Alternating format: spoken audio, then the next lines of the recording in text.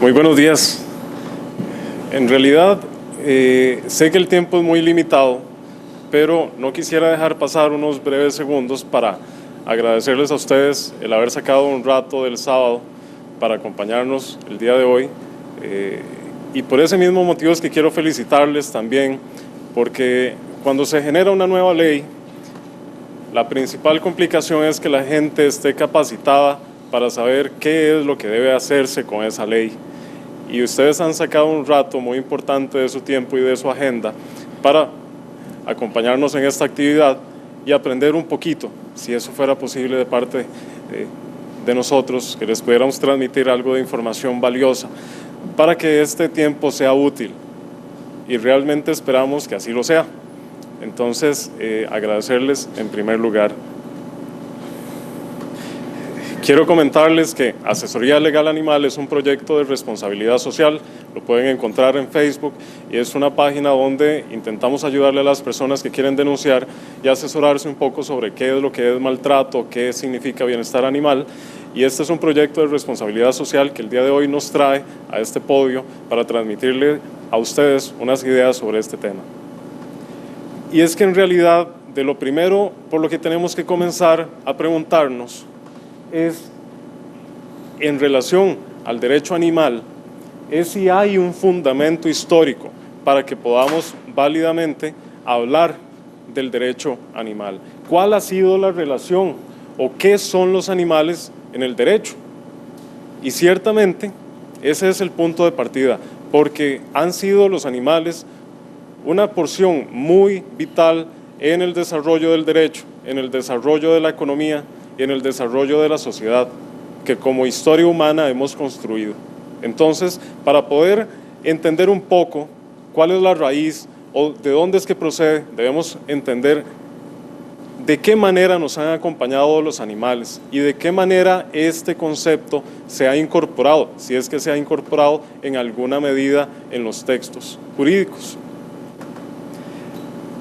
Y el concepto que tenemos de animales lo podemos situar dentro de las cosas, lo que es propiedad, lo que es susceptible de ser apropiado. Y esto procede del derecho romano. Tengo que confesar que en derecho romano quizá en algún momento no puse tanta atención como tenía que hacerlo y eso me ha obligado a estudiar más el tema hoy en día. Pero cuando entendemos a los animales, tenemos que saber que procede del concepto de res, de las cosas, del derecho romano.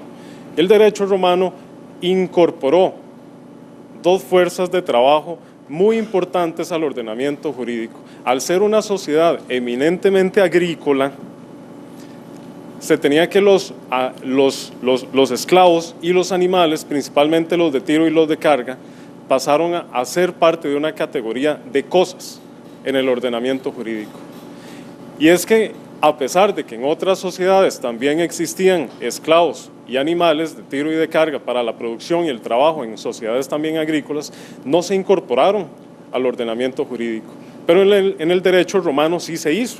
Y estos eran los elementos más importantes dentro del concepto de mancipium, el patrimonio del líder del clan familiar, del pater familias, que tenía, era el dueño y único titular de todos los bienes para generar las actividades económicas de subsistencia de la familia. Y es que esta clasificación o el haberse incorporado a los animales dentro del ordenamiento jurídico bajo el concepto de cosas fue muy importante también porque a pesar de que hoy encontremos como algo muy paradójico y también rechazable el que los esclavos y los animales hayan sido parte de una misma categoría, como lo eran las cosas, lo cierto es que el haberse incorporado en una misma categoría permitió en el devenir histórico del tiempo que por manumisión los esclavos, la esclavitud fuese abolida, al resultar ilógico y contrario a todas las normas de los derechos humanos que hoy entendemos. Pero fue precisamente esta distinción del derecho romano con el de otras sociedades que al haberse incorporado el concepto de los esclavos al lado de los animales, permitió en el transcurso del tiempo que se pudiera abolir la esclavitud. Y es precisamente el día de hoy donde en muchísimos ordenamientos se quiere hacer ese cambio en esa categoría? Porque se trata de una categoría jurídica que puede admitir cambios, mejoras, supresiones, y lo que se plantea es que los animales dejen de ser cosas, o de que dejen de ser considerados dentro del ordenamiento jurídico como cosas. Y es que hay una razón histórica también para entender por qué desde la fase del derecho romano hasta el día de hoy estos cambios no se habían dado. Y es que lo cierto es que, aunque los animales han ocupado uno de los lugares más importantes en el desarrollo económico de las sociedades agrícolas, no fue sino hasta la revolución industrial en que esas condiciones fueron cambiando. Pero desde este momento, desde la antigüedad clásica hasta la revolución industrial, las condiciones fueron más o menos a nivel de sociedad, a nivel de economía, fueron básicamente las mismas. Entonces, en el ordenamiento jurídico no se planteaba la posibilidad de discutir la relación entre los humanos y los animales o de los animales con el ordenamiento jurídico. Y esto ha ido cambiando, por supuesto. Pero todo el legado del derecho romano prácticamente pasó sin cambios muy serios al Código de Napoleón, al Código Napoleónico. Y Napoleón, bajo la idea de una nueva ley para un nuevo ser humano, inclusive mencionaba que él no sería recordado por las guerras con las cuales se adueñó de casi toda Europa, sino por la compilación que delegó en los mejores juristas de aquella época. Y entonces el derecho, en el Código Napoleónico, que tiene una gran influencia en el sistema en el que nos encontramos, simplemente hace una mención a los animales en la medida en la que sean productos, o sean bienes a comerciar, o sean medios de transporte, o sean animales para los espectáculos o para la experimentación.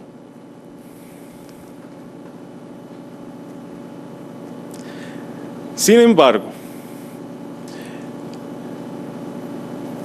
tal parece también que desde la literatura grecorromana clásica, pero también desde el mundo antiguo, se percibía una cercanía muy grande entre los seres humanos y los animales. Y esto tan es así que no se cuestionaba o no se ponía en duda que hubiese un profundo conocimiento o quizá una persuasión colectiva de las obligaciones que había de parte de los humanos hacia los animales. Y el texto de Ulpiano, que ustedes pueden ver en la presentación, refiere a la existencia, pero también a la aplicación de un ordenamiento jurídico que no hace distinciones entre animales y seres humanos. Esta referencia la encontramos en uno de los primeros textos jurídicos de los que podemos tener noticia. Ahora bien, existe un fundamento histórico, pero la pregunta que sigue es, ¿existe un fundamento filosófico? Bueno, muy particularmente, como la especie humana siempre ha intentado diferenciarse de los animales, reconociendo por un lado ciertas virtudes y ciertos defectos en ellos, pero también intentando asimilarse en algún momento a los animales, pero también acercándose al concepto que se tiene de Dios. Y entonces así encontramos que, por ejemplo, el ser humano ha colocado en ciertos animales algunas virtudes y otros defectos. Por ejemplo, la nobleza del caballo, la testarudez de un burro, la abyección del cerdo, y así en otras clasificaciones. Por supuesto que los animales no se han dado por enterados, pero esas clasificaciones todavía permanecen al día de hoy. Cuando, por ejemplo, en un partido de fútbol, algún jugador que no logra anotar recibe un adjetivo clasificativo. Entonces, en este tipo de cosas, podemos ver que el ser humano ha colocado ciertas características que no les pertenecen a los animales para poder clasificarse a sí mismo. Y esto tiene una trascendencia al plano jurídico, porque el ser humano, inclusive en cierto momento de previo a que la teoría de Lombroso quisiera tener un estatus científico, lo que se pretendía era determinar que según el parecido de ciertas personas con ciertos animales a quienes ya se les había dado las características de ser inteligentes o por el contrario, de si eran feos, eran malos, y esto generó que en una escala de valores estéticas se quisiera hacer una jerarquía racista, sin que se cuestionara en aquel entonces que los animales en sí por sí no eran portadores de esas virtudes o de esos defectos. Pero también, más adelante, desde la Edad Media hasta el Renacimiento fueron frecuentes los juicios hacia los animales, y en 1531 se generó o se escribió la Concilia de Barthélemy de Chasseneuil, perdonen mi francés, no lo sé pronunciar, pero donde se describían cada uno de los requisitos para que pudieran llevarse a juicio a los animales. Y está históricamente asentado en los libros históricos, inclusive haberse hecho un juicio a una cerda y haberse obtenido la confesión de ella, si es que ello pueda ser creído. Pero esto funcionaba, y esto era así, y esto tenía una razón histórico-social del por qué se daba, y es que en lugar de castigarse a la madre de un niño que hubiera dejado al alcance de una cerda, que posteriormente hubiera mordido o que hubiera comido al niño, lo que se buscaba era castigar al animal para evitar que hubiese un movimiento en contra del ser humano que había sido negligente. Y esto se daba a este nivel, pero también se daba al más alto nivel sociopolítico, donde por ejemplo se excomulgaban ratas, se excomulgaban plagas, y lo que se pretendía era que el poder pudiese reafirmar que tenía un dominio, inclusive sobre los animales, para así evitar que se generara un movimiento que pudiese derrocar al príncipe o que pudiese derrocar a la iglesia. Y de esta forma se desviaba la atención hacia lo que se llama un chivo expiatorio, y los animales han sido chivos expiatorios. Esto ha venido cambiando con el tiempo y con las condiciones sociopolíticas de cada país, pero ha sido una realidad. ¿De dónde procede esto? ¿Por qué se ha dado esto? La filosofía tiene mucha relación con estos planteamientos, y tenemos que, por ejemplo, Descartes planteaba, sobre esto otro panelista profundizará, pero Descartes planteaba que los animales eran simples cosas y que el ser humano en su evolución histórica tenía que ser dominador, administrador de toda la naturaleza, y los animales, si un animal, por ejemplo, un perro ladraba, era un sonido que se podía asemejar al de una máquina a la que le hacía falta aceite. Por supuesto que esto no podía ser aceptado por Bentham ni tampoco por Kant. Bentham, en la mayor felicidad para la mayor posibilidad de personas, sí reconocía que los animales podían sentir. Kant, por otra parte, no estaba muy anuente a reconocer eso, pero sí partía del hecho de que los seres humanos debían de reconocer un trato digno a los animales, no porque los animales tuvieran derechos o porque pudieran sentir, sino porque era parte de la naturaleza humana darles un trato adecuado. Y a partir de todo este tema, cabe preguntarse, ¿qué avances hemos tenido? Y es que ciertamente la ciencia y el lenguaje jurídico están replanteando a los animales como seres sintientes.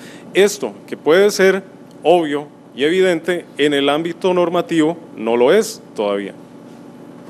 La sociedad en su conjunto desarrolla una nueva sensibilidad.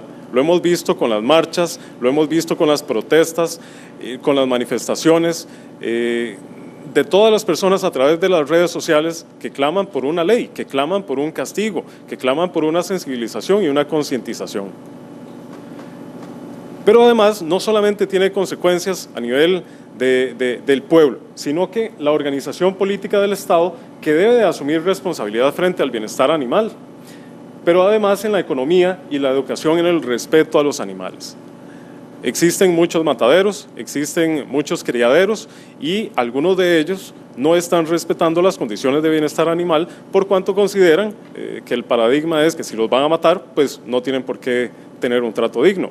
Esto en algunos países, sin embargo en la Unión Europea, inclusive se ha llegado al punto donde las vacas tienen pasaporte y donde las aves de corral, cuando van a ser trasladadas a un matadero, anteriormente a la aprobación del Tratado de Lisboa, en su artículo 13, se les agrupaba todas en cajas, donde ni siquiera podían estirarse, no podían estar de pie, y muchas llegaban al matadero con las patas quebradas o las alas rotas. Y aunque iban para el matadero, no por eso se justifica que tengan un trato que no se acorde a su natural desenvolvimiento. Y a partir de esto se han hecho modificaciones normativas para que los animales puedan tener jaulas en ese traslado al matadero que les permita un natural desenvolvimiento de acuerdo a su especie.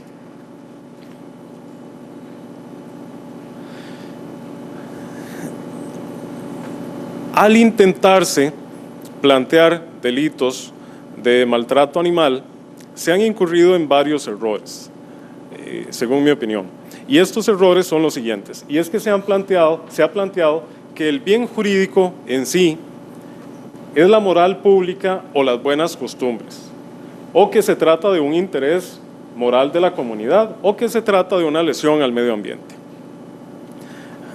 Estos planteamientos podrán obedecer a un paradigma kantiano o serán parte del utilitarismo de Bentham o tal vez partan de lo que planteó Descartes. Pero al quererse postular que el bien jurídico es la moral y las buenas costumbres, hay una barrera que es infranqueable, y es que se estaría dejando impune todo lo que suceda a puertas cerradas. Y ciertamente no es el espíritu de una norma dejar impunes todos los delitos que no trasciendan la intimidad de un hogar. No es eso lo que se pretende.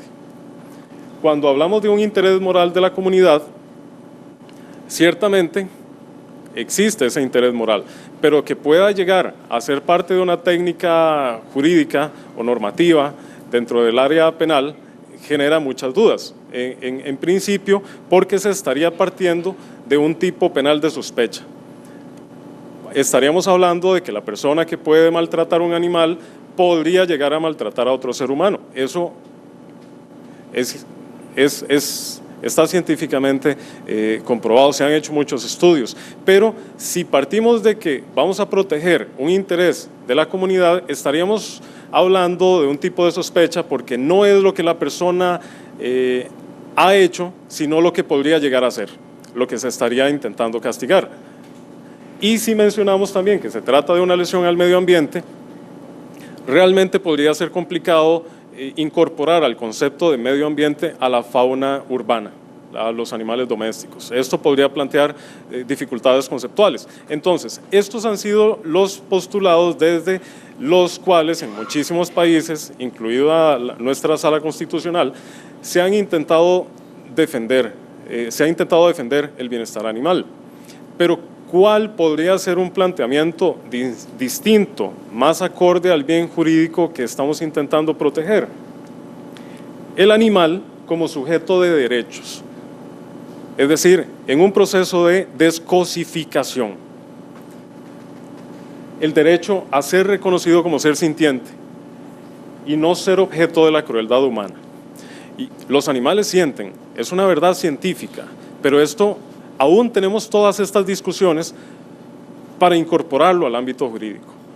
Y lo rico de este tema es que estamos hablando de otros asuntos que tienen que ver con otras disciplinas. La disciplina de la ética, de la filosofía, de la reciente ciencia del bienestar animal, todos los cuales plantean que la condición de cosas dentro de las que están los animales no solamente ha servido para justificar el maltrato, que ha servido para justificar que sean sacrificados por simple placer humano. Pero hay otro panorama, y estas disciplinas han entrado al ámbito jurídico para extender los horizontes. Estamos cortísimos de tiempo y quisiera resumir en muy pocas palabras lo siguiente, y es que en el ámbito internacional Los grandes avances jurídicos están reconociendo que los animales no son cosas. Más aún, están reconociendo dentro de los códigos civiles, dentro de las constituciones políticas, que los animales son seres sintientes. Y es a esto a donde nosotros hemos llegado desde el 94, sin necesidad de establecer una prohibición en específico. El reglamento, la ley de bienestar animal de 1994, iba un poco más adelante de todos los cambios que ha habido en Colombia en el 2016, donde se reconoció la capacidad de sentir de los animales, porque estableció, de acuerdo a las 5 libertades de los animales que se generaron en 1960 en el Reino Unido, las siguientes: satisfacción del hambre y la sed, y las que ustedes pueden ver acá. Lo que esto significa, o lo que podemos interpretar a partir de esto, es que se está reconociendo que los animales sienten y que como tales debemos de darles un trato digno. La salud animal es un tema de interés público según la ley de SENASA. Y no quisiera despedirme de ustedes sin antes contarles una muy breve anécdota. Hace algunos años estaba caminando cerca de una oficina que tenía en Ciudad Quesada y estaba intentando hablar por teléfono en la acera, intentando conseguir señal, y de un pronto a otro escuché que algo más grande y más pesado que un abejón pasó detrás mío y pude ver que se golpeó con una pared que estaba enfrente. Volví a ver, se trataba de un colibrí. Nunca antes había podido ver uno desde tan cerca, y el colibrí, por el golpe que había sufrido, había caído al suelo con sus alas todavía abiertas y estaba a punto de morir. Y en ese instante me pasó por la mente la pregunta si ante esa inminente muerte no era mejor que, en lugar de que el colibrí fuera absorbido por el frío de la acera o por la suciedad de la acera, si no estaría mejor en unas manos cálidas. Y entonces, con mucha delicadeza, cerré esas alitas más delicadas que cualquier otra cosa que hayamos podido ver, y lo tomé en las manos. Y poco a poco el colibrí se fue sosteniendo de uno de mis dedos, y los minutos pasaban y se iba incorporando en mi mano al punto en que llegó a sostenerse por sí mismo. Y quiero contarles que en cierto momento pude sentir el corazón de él acelerarse y comenzar a latir de nuevo. Y muy posiblemente él sintió el mío también. Y yo no podía creer lo que estaba pasando. Entonces saqué mi teléfono y le comencé a tomar todas las fotos que pude. Y el colibrí, muy complaciente, se dejaba tomar desde todos los ángulos. Hasta que hubo un momento en que me miró, se despidió y se fue. Esta es la última foto que tengo del colibrí. Creo en una justicia ciega para todas las personas, sin distinción de género, sin distinción de edad, sin distinción de profesión, pero también creo en una justicia ciega para todas las especies. Muchas gracias, buenos días.